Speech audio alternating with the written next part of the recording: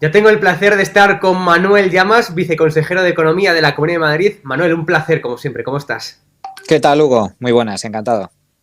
Mañana, 19 de enero, Manuel, Isabel Díaz Ayuso, la presidenta de la Comunidad de Madrid, pues aprueba la ley que blinda sus rebajas fiscales. La Comunidad de Madrid, como ya viene haciendo desde hace mucho tiempo, con Ayuso al frente, bueno, pues está bajando impuestos, está rebajando pues toda la fiscalidad que por desgracia a nivel nacional en España, pues está siendo una locura la subida de impuestos que estamos viendo. Sí, efectivamente. La verdad es que el problema de fondo es que la Comunidad de Madrid ha demostrado que con su política de impuestos bajos durante 17 años consecutivos, pues ha registrado unos excelentes resultados a nivel no solo de crecimiento económico y de creación de empleo. Hay que recordar que la Comunidad de Madrid pues, era la cuarta economía más rica antes de que empezara esta senda de rebajas fiscales, y hoy en día lidera precisamente el crecimiento económico, como digo, la creación de empleo, y es la región más rica del país. En estos momentos la Comunidad de Madrid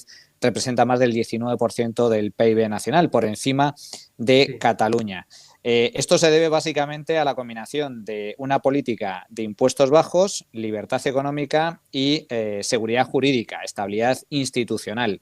Es la receta del éxito, y el problema es que la izquierda no soporta el éxito ajeno e intenta atacar a la Comunidad de Madrid y a su política de impuestos bajos con esa pretendida armonización fiscal que está estudiando el gobierno llevar a cabo con el apoyo de sus socios nacionalistas, con el fin de subir los impuestos a los madrileños en contra de su voluntad y en contra del bloque constitucional. Y esto es lo más grave. De ahí precisamente la necesidad de blindar la autonomía fiscal de la Comunidad de Madrid con ese nuevo proyecto de ley que va a ser aprobado por la comunidad, con el fin básicamente de eso, de enfatizar la necesidad de defender el bloque constitucional, los propios preceptos que establece la Constitución en cuanto a autonomía fiscal y financiera. Tenemos competencias transferidas a nivel fiscal y, por lo tanto, no es aceptable de ninguno de los puntos que el Gobierno pretenda saltarse la ley y saltarse los principios constitucionales, imponiendo por la fuerza una armonización que los madrileños no quieren. Titulaba Daniel Lacalle en el prólogo, ¿no?, del libro de Diego Sánchez de la Cruz, titulaba "No es un milagro, se llama libertad", ¿no? Y creo que esta frase pues define a la perfección lo que estamos viviendo en la Comunidad de Madrid. Sí, efectivamente. Madrid se ha convertido por mérito propio en una región que atrae población, atrae talento, atrae empresas, atrae capital, atrae inversión. Pero esto no es por el hecho de que sea capital de España, como dicen algunos. Madrid lleva siendo capital de España desde hace siglos, y es ahora, precisamente en los últimos años, gracias a la puesta en marcha de políticas liberales, con rebajas de impuestos, con libertad económica, con, insisto, seguridad jurídica, cuando realmente se ha puesto a la cabeza de la economía nacional, siendo una de las regiones más atractivas a la hora de emprender y a la hora de invertir de toda Europa.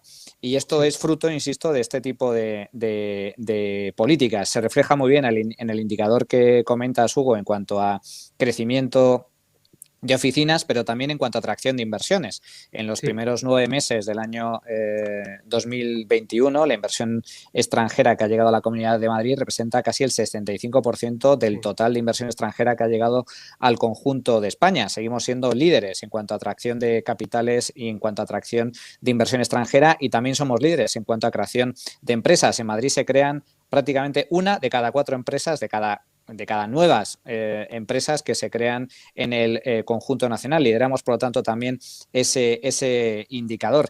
Y a diferencia de lo que comenta el gobierno o lo que comenta la oposición, esto no responde en ningún caso a la capitalidad. Hay grandes capitales a lo largo y ancho del planeta que no son los polos de atracción y de dinamismo empresarial y económico de sus países.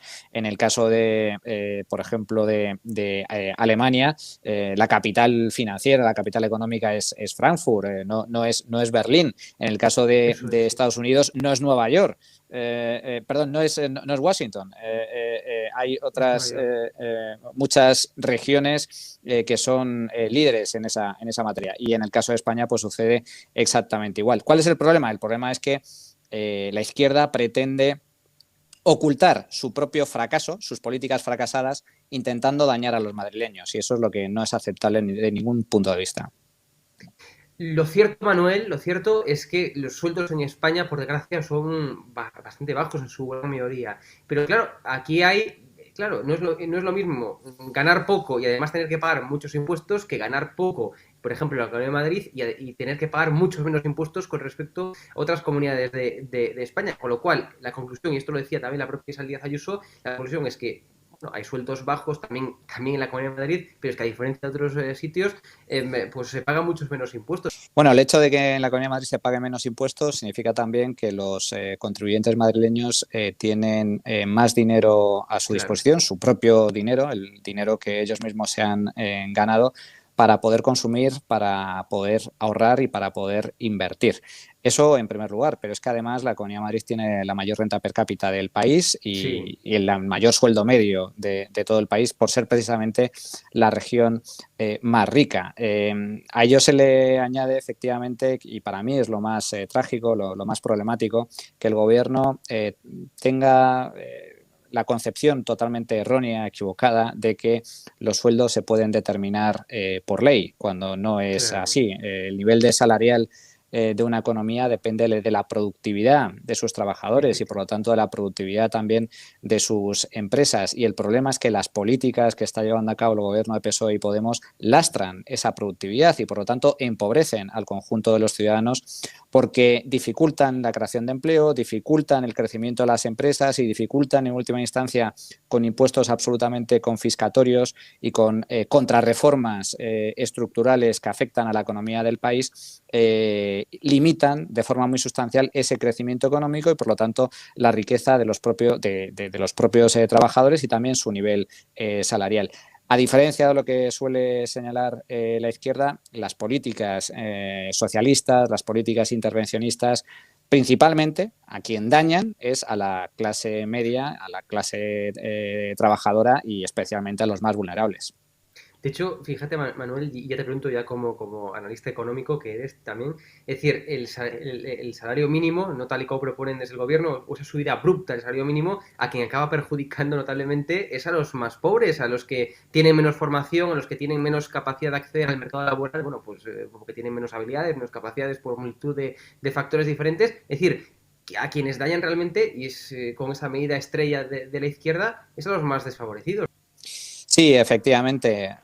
¿Por qué los ministros del gobierno si insisten tanto en la necesidad de subir de forma absolutamente forzada y de forma absolutamente sustancial el salario mínimo interprofesional? ¿Por qué se conforman con elevarlo a 1.000 euros al mes o a 1.100 o 1.200 euros al mes? Si fuera tan sencillo como eso, ¿por qué no suben el salario mínimo interprofesional a 3.000 o 4.000 euros al mes? Efectivamente, no tienen en cuenta ninguna no conocen cómo funciona realmente la economía y tampoco les da igual cuáles son los efectos de sus políticas. Y como bien ha comentado el Banco de España, como siguen insistiendo en numerosas firmas de análisis, disparar los impuestos es una medida perjudicial para las empresas y perjudicial para los trabajadores, y subir el salario mínimo interprofesional sin tener en cuenta ningún otro factor acaba dañando precisamente a los más vulnerables vía destrucción de empleo o crecimiento del mercado negro, tal y como ha manifestado el Banco de España y ha puesto negro sobre blanco.